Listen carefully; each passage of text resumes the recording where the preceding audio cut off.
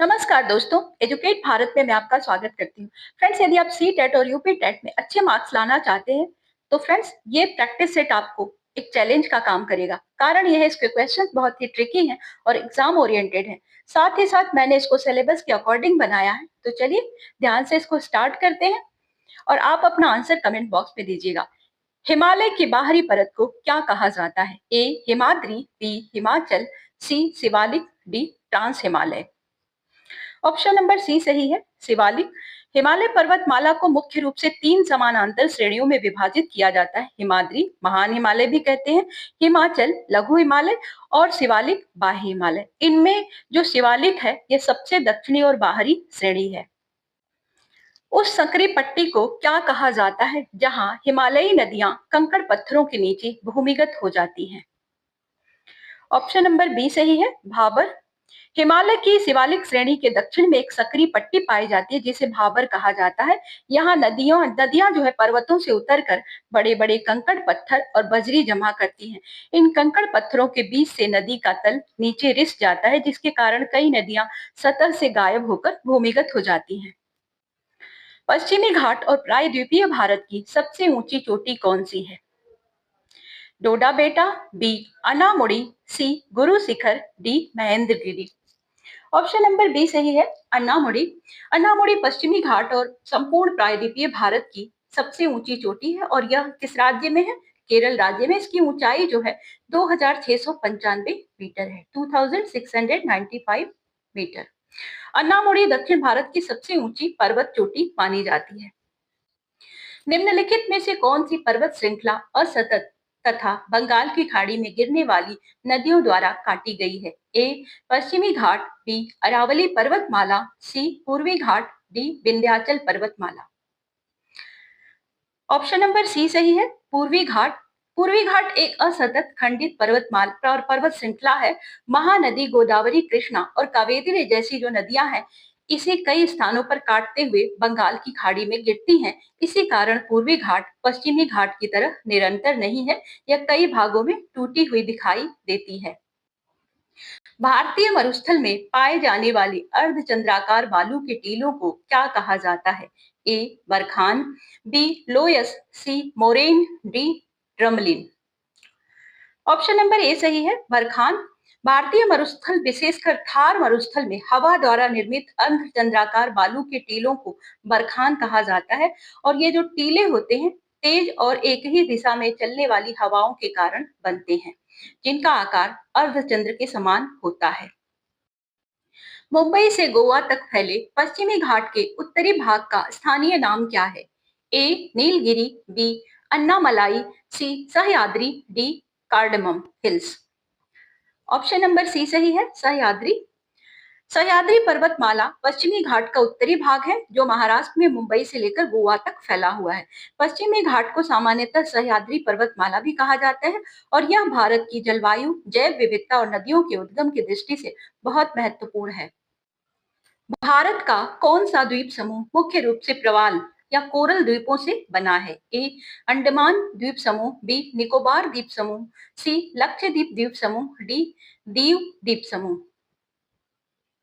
लक्षद्वीप द्वीप समूह भारत का एकमात्र प्रमुख प्रवाल या कोरल द्वीप समूह है। इसका निर्माण समुद्री जीवों द्वारा बनाए गए प्रवाल भित्तियों या कोरल रीफ से हुआ है। यह अरब सागर में स्थित है। ध्यान रखिएगा कौन से सागर में है, तो अरब सागर में।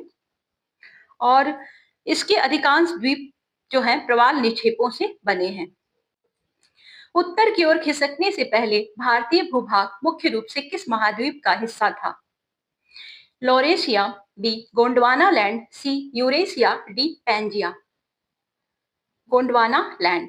प्राचीन काल में भारत वर्तमान स्थिति में नहीं था। भारतीय भूभाग दक्षिणी गोलार्ध में स्थित विशाल महाद्वीप गोंडवाना लैंड का हिस्सा था। बाद में प्लेट विवर्तनिकी के कारण भारतीय प्लेट उत्तर की ओर खिसकी और यूरेशियन प्लेट से टकरा गई, जिसके कारण हिमालय पर्वतमाला का निर्माण हुआ। हिमालय वलित पर्वत है जिसका निर्माण किन दो प्लेटों के अभिसरण या टकराव से हुआ है? इंडो ऑस्ट्रेलियन प्लेट और यूरेशियन प्लेट। विश्व हिमालय जो है विश्व की नवीन वलित पर्वतमालाओं में से एक है। इसका निर्माण तब हुआ जब इंडो ऑस्ट्रेलियन प्लेट उत्तर दिशा की ओर बढ़ते हुए यूरेशियन प्लेट से टकराई। इस टकराव के कारण दोनों प्लेटों के बीच स्थित अवसादी जो सैलें थी वो ऊपर की ओर मुड़ गई, जिसके कारण हिमालय पर्वतमाला का निर्माण हुआ। उत्तर भारत का विशाल मैदान मुख्य रूप से किस प्रकार के जमाव का मैदान है? ए लावा जमाव, बी हिमानी जमाव, सी जलोढ़ जमाव, डी पवन जमाव। जलोढ़ जमाव। उत्तर भारत का विशाल मैदान एक जलोढ़ मैदान है। इसका निर्माण हिमालय से निकलने वाली नदियां गंगा, सिंधु, ब्रह्मपुत्र तथा उनकी सहायक नदियों द्वारा लाए गए अवसादों के निक्षेपण से हुआ है। लाखों वर्षों तक ये नदियां अपने साथ मिट्टी, बालू, गाद और कंकड़ लाकर मैदानों में जमा करती रही हैं, जिसके कारण यह विस्तृत और उपजाऊ मैदान बन गया। दक्कन ट्रैप के निर्माण के लिए कौन सी प्रक्रिया जिम्मेदार है? ए नदी द्वारा निक्षेपण, बी हिमानी क्रिया, सी ज्वालामुखीय उद्वार, डी पवन अपरदन। ज्वालामुखी उद्वार। दक्कन ट्रैप भारत के प्रायद्वीपीय पठार का एक विशाल भाग है और इसका निर्माण जो है करोड़ों वर्ष पूर्व हुए व्यापक ज्वालामुखीय उद्गारों के कारण हुआ है। उस समय पृथ्वी की दरारों से बार बार लावा बाहर निकला और परत दर परत फैलकर जमता गया। इसी जमी हुई लावा परतों से सीढ़ीनुमा स्थलाकृति का निर्माण हुआ, जिसे ट्रैप कहा जाता है। ट्रैप शब्द स्वीडिश भाषा के शब्द ट्रैपा से बना है, जिसका अर्थ होता है सीढ़ी। संयुक्त राष्ट्र संघ के सदस्य देशों की संख्या कितनी है? ए 191, बी 193, सी 195, डी 197। 193। संयुक्त राष्ट्र संघ की स्थापना कब हुई थी? तो 24 अक्टूबर 1945 1945 को विश्व में शांति, सुरक्षा और अंतर्राष्ट्रीय सहयोग को बढ़ावा देने के लिए की गई थी। वर्तमान में यदि आप देखेंगे तो 193 सदस्य देश हैं। इसके अतिरिक्त वेटिकन सिटी और फिलिस्तीन को गैर सदस्य पर्यवेक्षक का दर्जा प्राप्त है, लेकिन वे पूर्ण रूप से सदस्य नहीं है। प्रथम प्रशासनिक सुधार आयोग की स्थापना किस वर्ष की गई थी? 1966। प्रथम प्रशासनिक सुधार आयोग की स्थापना 1966 में भारत सरकार द्वारा की गई थी। इसका उद्देश्य क्या था? तो देश की प्रशासनिक व्यवस्था की समीक्षा करना और उसे अधिक कुशल, उत्तरदायी और जनोन्मुख बनाना। आयोग ने केंद्र और राज्य प्रशासन, लोक सेवाओं और प्रशासनिक सुधारों से संबंधित अनेक महत्वपूर्ण सिफारिशें प्रस्तुत की थी। किस संविधान संशोधन के माध्यम से कैबिनेट शब्द को भारतीय संविधान में शामिल किया गया? 44वां संविधान संशोधन जो था, ये इसके द्वारा कैबिनेट शब्द को शामिल किया गया। ये मूल संविधान में ये शब्द नहीं था और इसके माध्यम से संविधान के अनुच्छेद 352 में कैबिनेट शब्द को जोड़ा गया। इसका उद्देश्य क्या था? तो यह सुनिश्चित करना था कि राष्ट्रीय आपातकाल की घोषणा राष्ट्रपति केवल मंत्रिपरिषद की लिखित सलाह पर ही करे।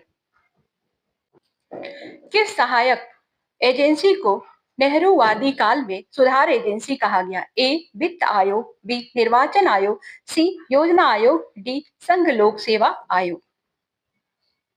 योजना आयोग। योजना आयोग की स्थापना हुई थी 1950 में। नेहरू काल में इसे केवल आर्थिक नियोजन संस्था ही नहीं, बल्कि प्रशासनिक एवं विकासात्मक परिवर्तन को बढ़ावा देने वाली सुधार एजेंसी के रूप में भी देखा जाता था।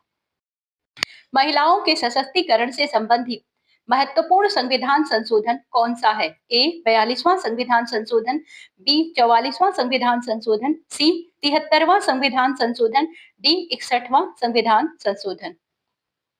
73वां संविधान संशोधन। इसके द्वारा पंचायती राज संस्थाओं को संवैधानिक दर्जा दिया गया और पंचायतों में महिलाओं के लिए कम से कम 1/3 सीटों का आरक्षण सुनिश्चित किया गया। इससे महिलाओं की राजनीतिक भागीदारी बढ़ी। मंत्रिपरिषद की सामूहिक उत्तरदायित्व का सिद्धांत किस अनुच्छेद में निहित है? अनुच्छेद 75 है इसका आंसर। भारतीय संविधान के अनुच्छेद 75 75(3) इसका तीसरा भाग जो है, मंत्रिपरिषद की सामूहिक उत्तरदायित्व का प्रावधान इसमें किया गया है। इसका अर्थ है मंत्रिपरिषद लोकसभा के प्रति सामूहिक रूप से उत्तरदायी होती है। संस्कृत कॉलेज की स्थापना 1791 में की गई थी। कहां पर की गई थी? कलकत्ता, वाराणसी, मद्रास, बंबई। संस्कृत कॉलेज वाराणसी में इसकी स्थापना की गई थी और कब की गई थी तो 1791 में ऊपर लिखा हुआ है। तत्कालीन ब्रिटिश अधिकारी, इनका नाम क्या था तो नाम था जोनाथन डंकन। जोनाथन डंकन, इनके प्रयासों से की गई थी और ये एक ब्रिटिश अधिकारी थे। इसका उद्देश्य क्या था? संस्कृत भाषा, साहित्य, धर्मशास्त्र और भारतीय ज्ञान परंपरा के अध्ययन को बढ़ावा देना। फ्रेंड्स, अब तक हम 19 क्वेश्चंस को कर चुके हैं। आप आंसर में लिखिए, कमेंट बॉक्स में जाकर के लिखिए कि कितने क्वेश्चंस का आंसर अब तक आपने सही दिया है। नेटो का मुख्यालय कहाँ स्थित है? तो ऑप्शंस को ध्यान से देखिए फ्रेंड्स। सबसे पहले तो नेटो का जो फुल फॉर्म है उसको जान लेते हैं। North Atlantic Treaty Organization. यह एक सैन्य गठबंधन है जिसकी स्थापना 1949 में हुई थी, 1949 में। इसका मुख्यालय ब्रुसेल्स में स्थित है, जो बेल्जियम की राजधानी है। और नाटो का उद्देश्य क्या है? सदस्य देशों की सामूहिक सुरक्षा को सुनिश्चित करना। बाहरी आक्रमण की स्थिति में एक दूसरे की सहायता करते हैं। फतेहपुर सीकरी में सम्राट अकबर द्वारा निर्मित प्रसिद्ध इमारत कौन सी है? ए मोती मस्जिद, बी बुलंद दरवाजा, सी लाल किला, डी ताजमहल। तो ऑप्शन नंबर बी सही है, बुलंद दरवाजा। ये सम्राट अकबर ने गुजरात विजय की स्मृति में इसका निर्माण करवाया था। फतेहपुर सीकरी की सबसे प्रसिद्ध इमारतों में से एक है और विश्व के सबसे ऊंचे प्रवेश द्वारों में इसको गिना जाता है। इसका जो निर्माण है लाल बलुआ पत्थरों से किया गया और मुगल स्थापत्य कला का उत्कृष्ट उदाहरण है। फ्रेंड्स, ये आपके लिए एक टेस्ट क्वेश्चन है क्योंकि अब तक जो मैंने आपको पढ़ाया उन्हीं में से इसका आंसर होगा। किस सिद्धांत के अनुसार भारत कभी गोंडवाना लैंड का भाग था? महाद्वीपीय विस्थापन सिद्धांत, बी ज्वालामुखीय सिद्धांत, सी भू अभिनति सिद्धांत, डी सौर निहारिका सिद्धांत। आंसर दीजिए फ्रेंड्स कमेंट बॉक्स में जाकर के, क्योंकि मैंने आपको पढ़ा दिया है। अगर आपको वीडियो अच्छी लगी हो तो इसे एक लाइक जरूर दें और हाँ, इसी तरह की वीडियो को आप प्रॉपरली चाहते हैं तो चैनल को सब्सक्राइब कर लें। प्लेलिस्ट को चेक करें, आपको बहुत सारे प्रैक्टिस सेट इस तरह के मिलेंगे। एसएसटी आपका पूरा कवर हो जाएगा। फ्रेंड्स के साथ भी शेयर करें। हम मिलते हैं आपसे अगले प्रैक्टिस सेट के साथ। तब तक के लिए goodbye. Thank you for watching.